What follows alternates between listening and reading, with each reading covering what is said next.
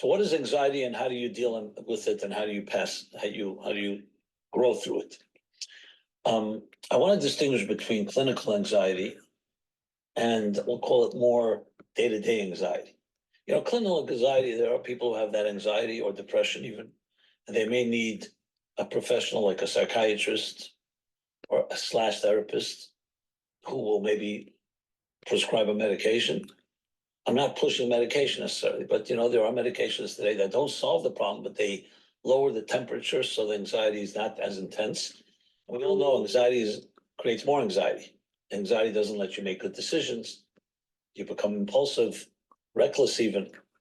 So sometimes you may need that, and you also would need to talk to someone. So I don't want to talk about that, because if you need a professional, you should go to a professional. It's not going to be my few words here. But I want to talk about the anxiety that we have more control over. That's not a chemical imbalance or something chemical or clinical. So I think a good way to put it is this. There's a healthy anxiety. We'll call it angst, healthy angst. I know the word anxiety sounds terrible. Let me explain. I remember was a guy, he was a cardiologist, a heart doctor, came to one of my classes.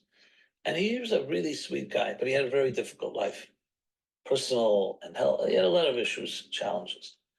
And I always really felt for him. One day he comes to me, he says to me, "I'm such a terrible week I've had. Maybe you can do something, intervene, and I'd like to have a peaceful week, just total peace." And he had a good sense of humor. So I said to him, "So you mean like a flat line?" So he said, no, not that peaceful. A flat line in a cardiogram is a sign of death. You don't want a flat line.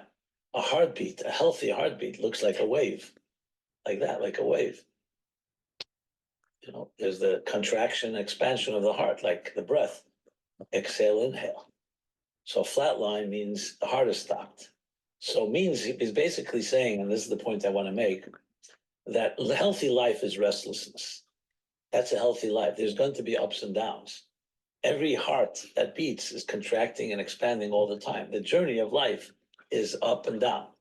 When it goes to extremes, if you have an extreme up, it peaks too high or goes down too low. That's when you get into high levels of anxiety or high levels of depression or restless. Like, people are so calm and relaxed. They're never restless.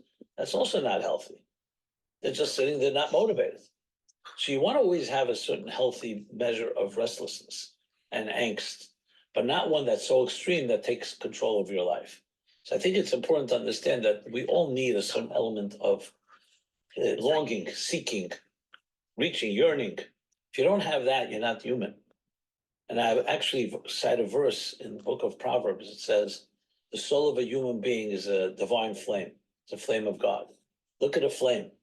A flame never rests. It's always flickering. It's always restless. That's what a soul is like, a restlessness. The body could be the body can become extremely lethargic and almost like dead. You're just sitting around. But the flame is always that spirit. And when you see somebody who stopped flickering, it's not a good sign. If they lack the sparkle in the eye, whatever the reason, there's something missing. Okay, so it's important to know that the soul is a flickering flame, always restless, and longing is necessary. And longing is always going to create, I don't have it yet. So that's going to create some form of angst. I don't want to call it anxiety. When it spills over to the point that it's so much anxiety, so much tension, and you don't have resolution, that's the problem. So there's actually a mystical concept called tension and resolution. You always need that measure. Tension means you're longing for something, you're seeking something, and then you find it and integrate it, and then you continue climbing. So it's always important to look up and then try to gain and internalize it, and then continue climbing. I'll just share a story. There was a story with I bring that in the book, Toward a Meaningful Life, in the chapter on body and soul, that there were children playing on a ladder. And all the children were afraid to climb to the top, except one child. He climbed all the way to the top. So his grandfather, who was watching, said to his grandson and said, "Tell me, why were you the only one that had the courage to climb to the top of the ladder?" And his answer was brilliant. He said, because when the other children were climbing, they kept looking down. So they saw how high they were. They were afraid to climb higher. when I was climbing, I kept looking up. I saw how low I was, so it motivated me to climb higher. So a healthy, growing human being is always looking up. When you look up, you always see horizons you haven't conquered yet. So it's a motivator, but there's also going to be a measure of tension, a measure of angst, and that's healthy. So don't think just because you have some anxiety, maybe it can be turned into something that you want something. Translate it, what do you want? And now figure out how to get it.